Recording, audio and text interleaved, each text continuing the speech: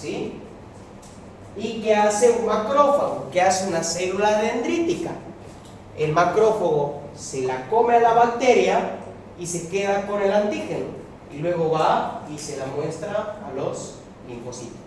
Y los linfocitos empiezan la respuesta ¿qué? ¿La respuesta innata o la respuesta adquirida?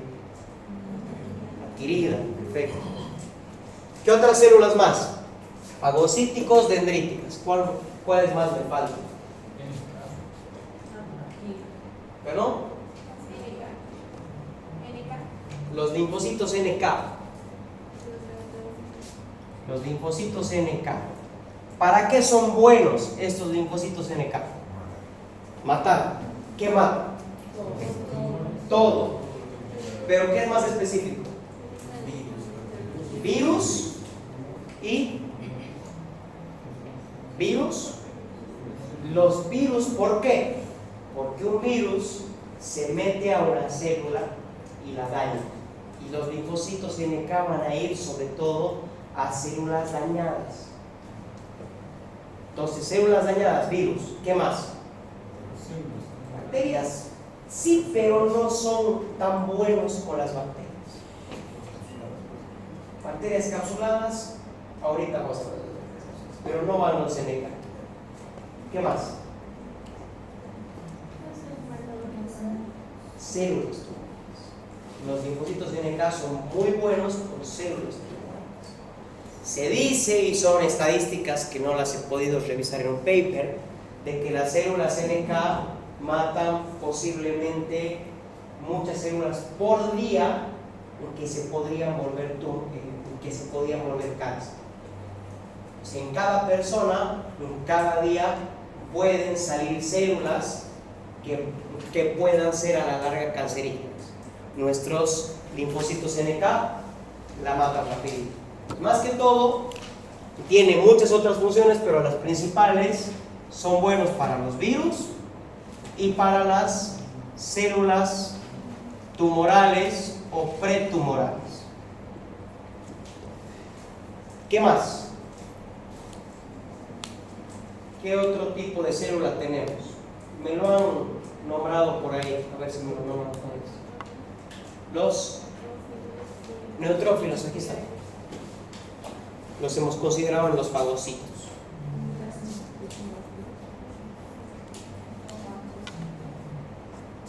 ¿Perdón? ¿Alguien ha dicho por ahí? Los mastocitos. ¿Qué hacen los mastocitos?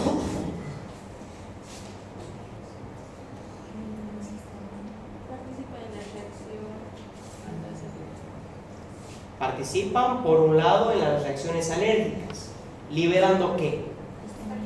¿Y qué hace la histamina?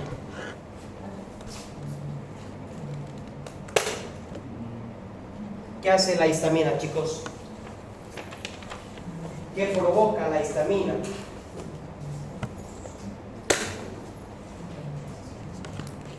Por aquí. Más bien lo contrario, para promover la inflamación. La histamina es un factor proinflamatorio, ¿sí? Provoca vasodilatación, provoca todos los síntomas alérgicos en la persona, aumento en la permeabilidad capilar y es un mediador inflamatorio, ¿sí? Entonces, histamina, inflamación, síntomas alérgicos, para hacer un resumen. ¿Qué otras células nos faltan? Nos faltan dos. No, los linfocitos, ¿cómo? Les pongo ceros y me dimensionalizados. Eosinófilos. Los eosinófilos, ¿para qué son buenos?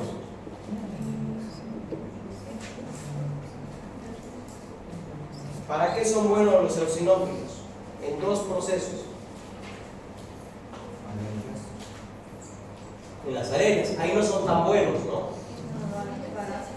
En las alergias, o aumentan los eosinófilos en las alergias y en las parasitemias.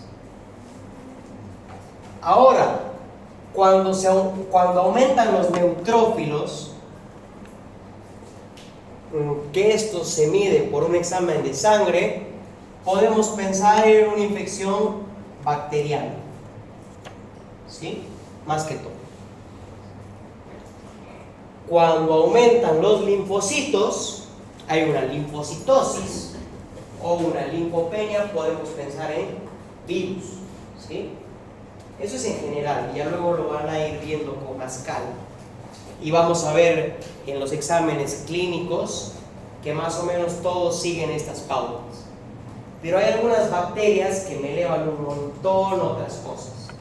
Vamos a ver también cómo ciertos microorganismos me pueden alterar el número de células inmunitarias. Y eso uno lo puede ver en el hemograma. Neutrofilia, neutropenia, lo que es una eosinofilia. Filia, cuando hablamos de lo que son los hemogramas, es un aumento. Y penia es una reducción. Citosis también es un aumento, ¿sí? Una linfocitosis significa que esa persona tiene los linfocitos elevados más de lo normal. Una neutrofilia, valores elevados de neutrófilos. Lo que me da miedo, una neutropenia. En pacientes con cáncer, con quimioterapia, recibiendo corticoides, tratamiento que me baja, una neutropenia puede hacer de que yo a ese paciente lo tenga aislado. ¿Por qué? Porque cualquier cosa que le entre le va a hacer daño. Las famosas neutropenias febriles son bien peligrosas. En pacientes con cáncer, está el paciente con fiebre nada más y le sacas un examen, un hemograma y tiene los neutrófilos por el piso, es bajísimos. Ese ratito hay que internarlo, ponerle antibióticos y pulque, aunque no tenga nada, porque sabemos que lo que le entre lo puede matar, y le ponemos antimicóticos y otras cosas igual. ¿Qué otras células? Ya estamos completas. Los basófilos hay que nombrarlos, pero estas son las que más me interesan. ¿Qué más tenemos aquí? Bueno, aquí me falta los monocitos, pero al final los monocitos se van a encontrar en la sangre, ¿sí? Y cuando migran hacia los tejidos se convierten en macrófagos o en células dendríticas, ¿sí? Si un monocito está tranquilo por la sangre, cuando se va a algún tejido, migra a algún tejido, porque en ese tejido hay inflamación, ahí se convierte en un macrófago, ¿sí? Y también vamos a ver que hay varios macrófagos que se encuentran en ciertos tejidos y viven ahí. Por ejemplo, en la piel están las células de Langerhans. En el sistema nervioso central están las células de la microglia. En el hígado las células de Kupffer, si mal no me equivoco. Son macrófagos, pero que están ahí esperando a que llegue algo para poder fagocitar, poder ser la primera línea y para poder presentar esos antígenos a nuestro sistema inmune adquirido. ¿Qué otras partes tiene el sistema inmune innato?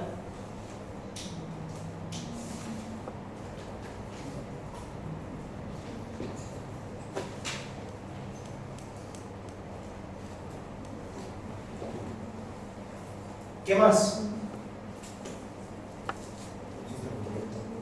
Sistema de complemento.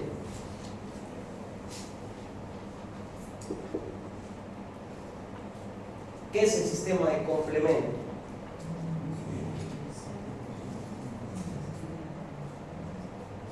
El soporte del sistema inmune. Es un soporte del sistema inmunológico. ¿Qué hace? ¿Para qué nos ayuda? Ozonización. Bueno, primero, vamos por partes. Es un soporte del sistema inmune, pero ¿qué son? ¿O qué es? Son células, lípidos, son bailarines, proteínas y enzimas. Acordémonos que las proteínas No, perdón, las enzimas son proteínas, van como que de la mano. Podemos decir en general que son proteínas. Son varias proteínas que dan lugar a reacciones en cascada. Se pueden activar por 3 procesos, por 3 vías. Esto no les voy a preguntar, pero alguna vez algún docente me ha preguntado en el hospital y no sabía las digamos, vías de lo que es la activación. Para lo que es microbiología no me sirve. Más allá van a tener que saber cuáles son estas vías de activación. La vía clásica, la alterna y la vía de las lectinas. Que uno como inmunólogo puede poder pedir ciertos factores y fijarse cuál se está activando para saber cuál es el proceso que está activando el sistema de complemento. Porque así como el sistema de complemento puede activarse en lo que es enfermedades de nuestro ámbito, de nuestra materia, microbiología, también puede activarse en las enfermedades autoinmunes. ¿Sí? Y ahí nosotros podemos pedir complemento para saber cuál podría ser la enfermedad autoinmune que está produciendo el problema. Y ahí el sistema de complemento se encargaría de aumentar una inflamación en un cuerpo sano, que estuviera mal. Pero hablemos de lo bueno. Sistema de complemento, opsonización. ¿Quién me podría explicar qué es la opsonización?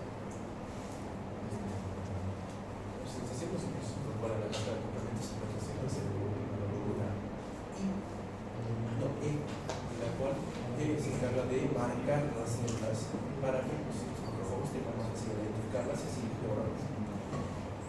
Perfecto, se encarga de marcar las células. Lo puede hacer el sistema de complemento y lo pueden hacer las inmunoglobulinas igual. La opsonización es cuando yo a un microorganismo se le van uniendo sistemas de complemento. Los sistemas de complemento van a ser estos triangulitos. Y con estos triangulitos unidos a mi microorganismo, le va a ser mucho más fácil a mi macrófago unirse al sistema de complemento y comerse a toda la bacteria. ¿Sí?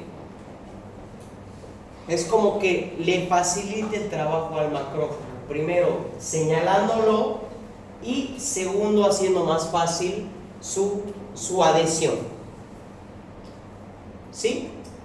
O sea que apoyan al sistema inmune, básicamente. Sí, es un soporte del sistema inmune. Por un proceso, son 3 o 4. El primero es opsonización, que apoyan a los macrófagos para que estos puedan fagocitar. ¿Y cuál es la importancia de la opsonización? Y ahí hablamos de las bacterias capsuladas. Bacterias que, repito, esto lo hemos revisado en la práctica, pero lo vuelvo a decir, que cuentan con una pared celular, pero que aparte cuentan con una cápsula. Y esta cápsula los protege bastante de los macrófagos. Pero con el sistema de complemento, los macrófagos pueden comerse este microorganismo con una cápsula, ¿sí? Y hay varios microorganismos con cápsula que son bien importantes. Streptococcus pneumoniae, famoso por causar neumonías. La mayoría de las neumonías, me atrevo a decir el 70%, aunque no tengo números exactos, son por Streptococcus pneumoniae. La Neisseria gonorrhoeae, causa la enfermedad de transmisión sexual gonorrea, tiene cápsula, lo mismo. Entonces, en una persona a la que le falla este sistema de complemento y no tiene opsonización, su enfermedad por esta bacteria capsulada puede ser peor y puede desarrollar una manera severa de esa enfermedad. Mientras que una persona con el sistema de complemento sano, la enfermedad va a estar ahí, pero va a estar controlada, no le va a producir más problemas.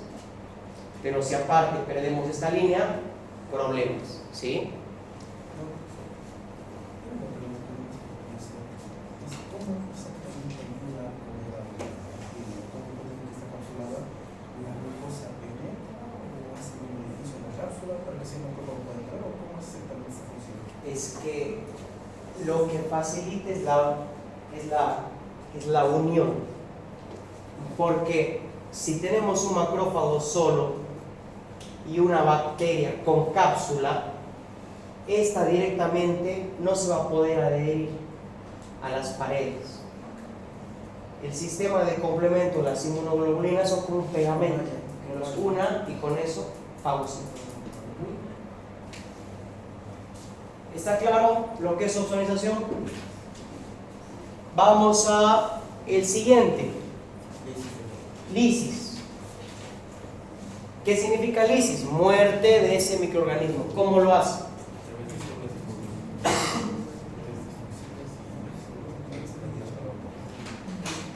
Ya, perfecto. Le falta algo más.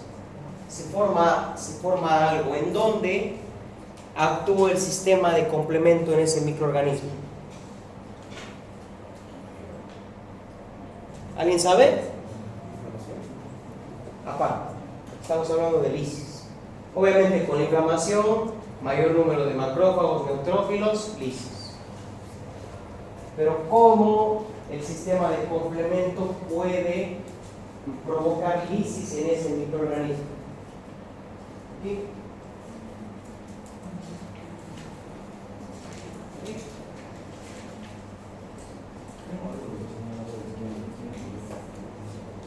Los señaladores químicos que se llaman ozonización y en quimiotaxis, que es lo que vamos a hablar. Entonces, ¿cómo lo hace? El sistema de complemento forma una serie de proteínas en la membrana de la célula. Tengo una membrana celular y el sistema de complemento va formando poros. La formación de poros. Y al formar poros se producen entrada de sustancias, agua, iones. Y la célula, al romperse la integridad de su membrana celular, muere. Y con eso matamos al microorganismo. Entonces, lisis, ¿cómo? Formando poros. ¿Sí? ¿Qué más? Luego teníamos la tercera función del sistema de complemento. ¿Perdón? Reclutamiento de fagocitos, sí. Y esto lo hacemos mediante un proceso llamado quimiotaxis. El sistema de complemento puede llamar de forma química a más células del sistema inmune. Es como mandar una señal de humo para que las células lleguen, ¿sí? Mensajeros químicos que atraigan a más células hacia el lugar de la batalla. Y con eso tenemos mayor cantidad de células en el lugar y con eso reforzamos el sistema inmune. Y por otro lado tenemos que también es un componente del sistema inmune innato, que es la inflamación. ¿Alguien sabe por qué es buena la inflamación? ¿En qué nos ayuda la inflamación? Vasodilatación. O sea, vasodilatación es una de las consecuencias de que haya inflamación. Pero ¿en qué me ayuda que haya vasodilatación? Cercar al patógeno y por otro lado aumentar el flujo sanguíneo en la zona. Con eso yo aumento la cantidad de células que van a pasar por ese lugar. ¿Qué más pasa? En inflamación también tenemos quimiotaxis. Se liberan factores quimiotácticos que llaman a las células inmunitarias hacia ese lugar. Entonces las células que están por la sangre, de repente en ese lugar inflamatorio va a haber mayor flujo sanguíneo, mayor espacio para que vayan las células. Y de repente, señal quimiotáctica, me están llamando a este lado. El monocito va y se convierte en macrófago. El neutrófilo va Pero para que las células puedan atravesar, digamos que esta es la piel, aquí ha habido un corte y aquí está el vaso sanguíneo y aquí están los microorganismos. Las células que se recorren por aquí necesitan pasar de aquí hasta aquí, ¿cierto? Aquí se están liberando factores quimiotácticos para llamar a las células de la sangre hasta esta zona. Pero las células van a querer pasar y se van a chocar. ¿Por qué? Porque aquí tengo el endotelio que no deja. Cuando hay inflamación tenemos otro proceso que es el vasodilatación 1 y el aumento de la permeabilidad capilar. O sea, se abren espacios entre el endotelio para que por aquí las células se puedan meter. Y las células entran todas apretujadas y vienen aquí a combatir. Ese es un proceso que se llama diapedesis, pero no les voy a preguntar eso. ¿Sí? Y aparte en la permeabilidad capilar, aparte de pasar células hacia este lado, también fluye líquido. Y es por eso que en la inflamación se hace un tumor, ¿cierto? Se hace grande ese espacio, se llena de líquido. ¿Por qué? Porque están, por un lado, llegando células, pero al aumentar la permeabilidad capilar también pasa líquido, pasa plasma. Con nutrientes y con otras moléculas que también van a poder ayudar al proceso de la inflamación. Y que cuando se matan a todas las bacterias en el lugar, también estas mismas células que estaban ahí se encargan de reconstruir el lugar, de reparar. ¿Sí? Entonces la inflamación es buena primero para combatir lo que es una invasión o una posible invasión de lo que es un microorganismo, pero esas células que han pasado ese espacio también nos ayudan a reparar. ¿Sí? Se nos está yendo el tiempo. Y eso yo creo que sería todo de lo que es inmunidad innata. ¿Alguna otra pregunta?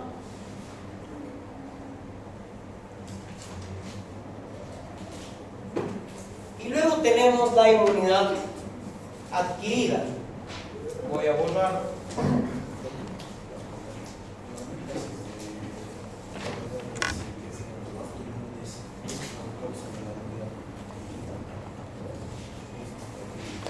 Más que todo es por la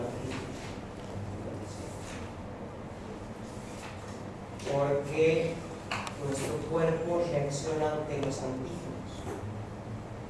Y los linfocitos crean células de memoria y reaccionan contra antígenos que son de nuestro cuerpo, pero que no son reconocidos por nosotros. Pero no es exclusivo solamente inmunidad innata, participan los dos. ¿Por qué? Porque los linfocitos B, perdón, los linfocitos T, CD4 también aumentan la inflamación en el lugar. Y los CD4 también pueden reclutar al sistema de complemento y a los macrófagos. Y con ella al final es toda una masa. Entonces, intervienen los dos. En algunas enfermedades autoinmunes hay partes que reaccionan más. Hay 4 tipos de lo que es hipersensibilidad: 1, 2, 3 y 4. Cada una reacciona diferente. La 4, por ejemplo, es la mediada por células. Va más que todo a la activación de los linfocitos T. Y cada una tiene sus propias características y por eso es que hay una clasificación que no va para que les pregunten ahora. Hasta aquí, chicos, inmunidad innata, ¿alguna pregunta? Ahora pasamos a la adquirida. Entonces, cuando les pregunto cuál es la diferencia entre inmunidad innata y lo que es adquirida, me tienen que decir todo eso. ¿Sí? No, mentira, diferencias básicas. Ahora, la adquirida. ¿Cuáles son los protagonistas de la adquirida? Los linfocitos, ¿cierto? Y la inmunidad adquirida puede subdividirse en 2 tipos. ¿Cuáles son? humoral y celular. Y antes que pasemos a la inmunidad adquirida, quiero preguntarles sobre los órganos linfoides. ¿Alguien sabe cuáles son? Primero hay una clasificación en primarios y secundarios. ¿Cuáles son los primarios? Timo y médula ósea. ¿Y los secundarios? Ganglios linfáticos, vaso, los adenoides, que al final son linfáticos en ciertos lugares, placas de Peyer, que son linfáticos en el intestino, el vaso, ¿sí? Los órganos linfoides primarios son en los que las células inmunitarias primero crecen y maduran, ¿sí? Mientras que los órganos linfoides secundarios se activan, ¿sí? No van a confundir eso. Los linfocitos T, ¿en dónde se crean? En la médula ósea. ¿Y en dónde maduran? En el timo. ¿Y en dónde se activan? En todos los secundarios. Ganglios linfáticos, placas de Peyer, las amígdalas, los adenoides, etcétera, etcétera. Los linfocitos B, ¿en dónde se crean? Médula ósea. ¿En dónde maduran? La médula ósea otra vez. ¿Dónde se activan? En los secundarios. ¿Está claro eso? ¿Por qué es importante que sepan esto? Porque van a luego llevar más adelante lo que son cánceres. El cáncer muy frecuente es el linfoma.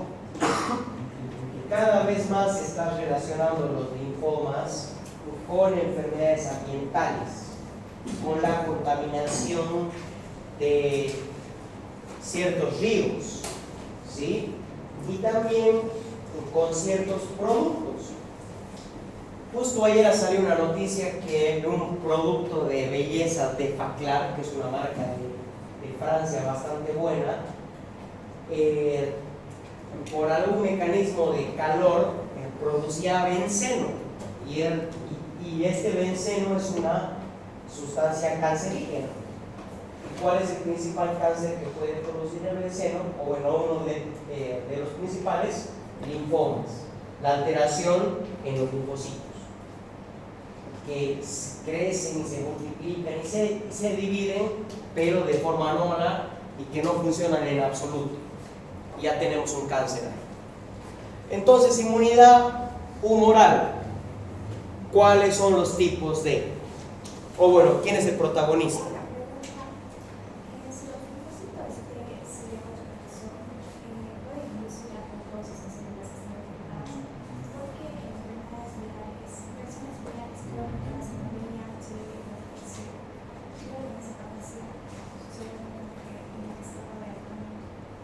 Perfecto.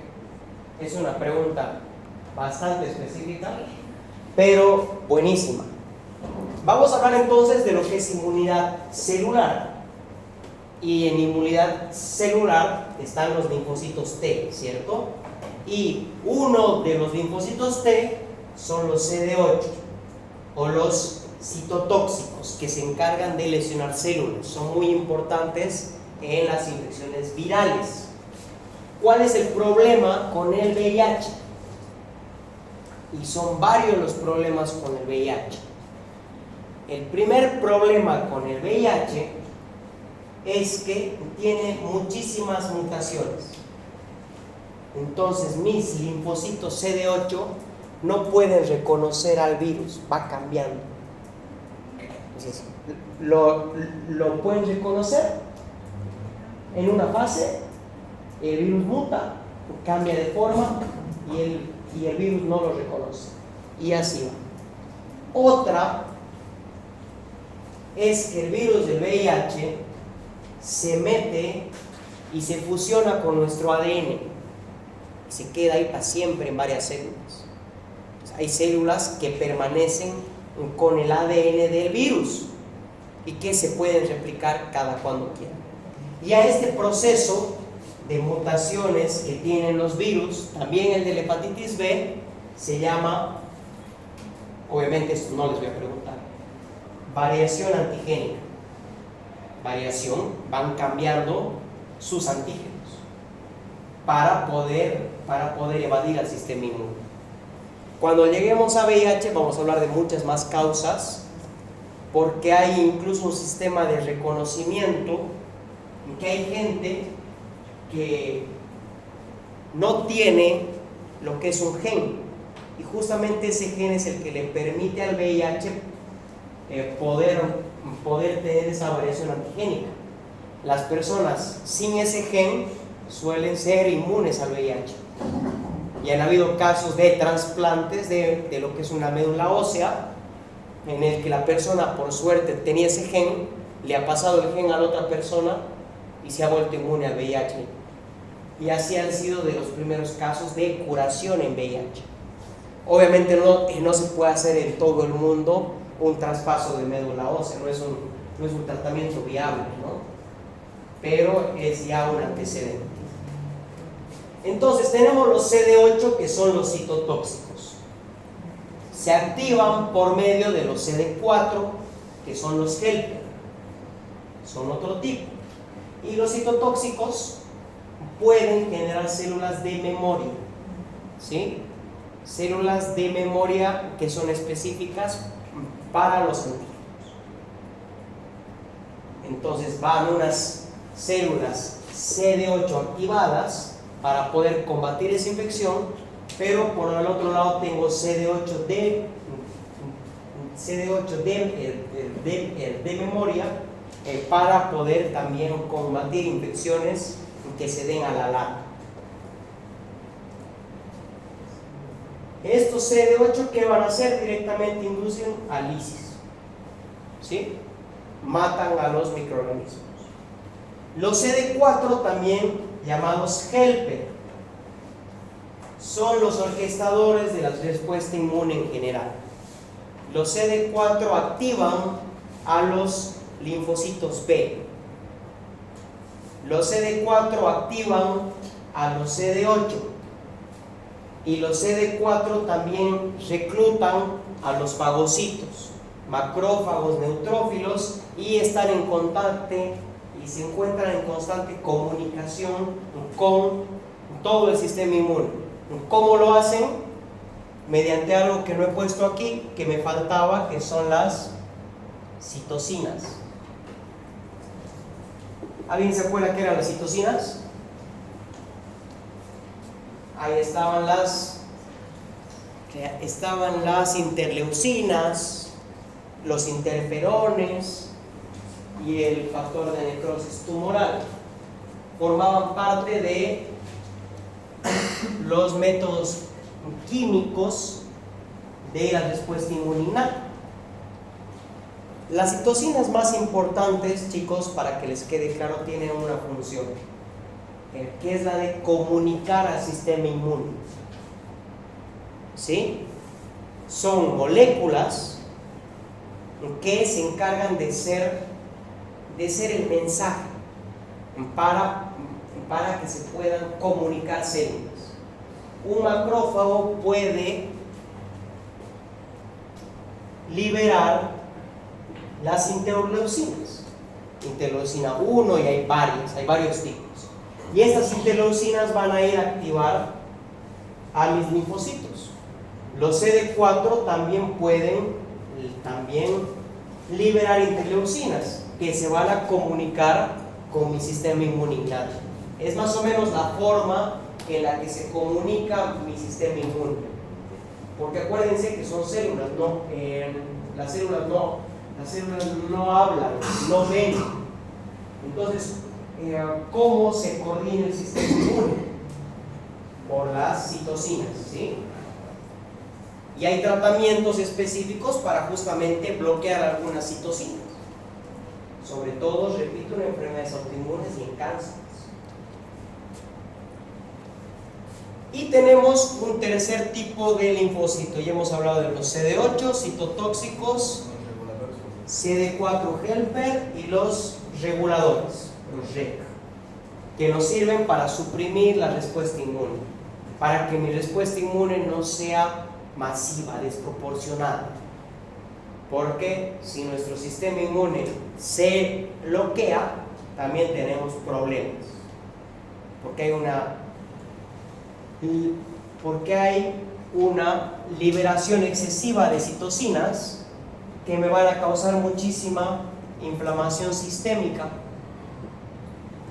Y eso me puede llevar al CIRS y al shock.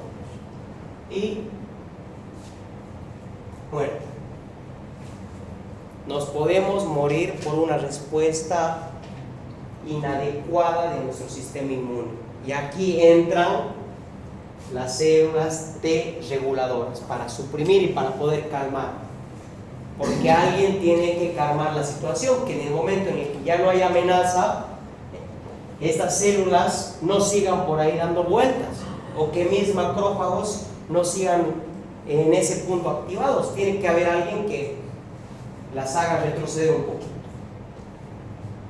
Y por otro lado tenemos la inmunidad humoral, que ¿cuál es el principal protagonista de la inmunidad humoral? El linfocito B.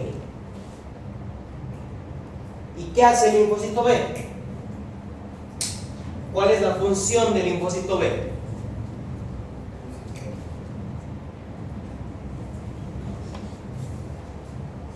¿Qué hace el linfocito B, chicos? Uy, sí, el jueves el examen. ¿Qué hace el linfocito B?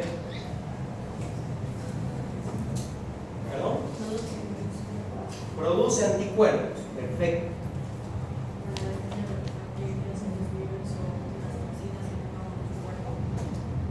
Linfocitos B. Los linfocitos B van a estar ¿en dónde? Repito, suelen crecer en la médula y maduran también en la médula y luego se van hacia los órganos linfoides secundarios, en donde están simplemente esperando a que las células presentadoras de antígenos le muestren una proteína. En ese momento los linfocitos se activan y pueden, por un lado, producir dos tipos de células: linfocitos B de memoria, así como los linfocitos T, también podemos tener linfocitos T de memoria. Y por otro lado, este linfocito B que se activa por un antígeno en específico puede sintetizar anticuerpos. Y les dejo de tarea, porque voy a preguntarles qué son los anticuerpos y cuáles son las características de los anticuerpos que tenemos en el cuerpo: el G, el A, el D, el M y el E. Y con eso, perfecto. Nos ha faltado solamente un minuto de clases. Entonces, ahí quedamos, chicos. ¿Alguna pregunta? ¿Alguna duda? El jueves entonces va a ser clase teórica práctica, pero sin evaluación. Y el sábado es el examen.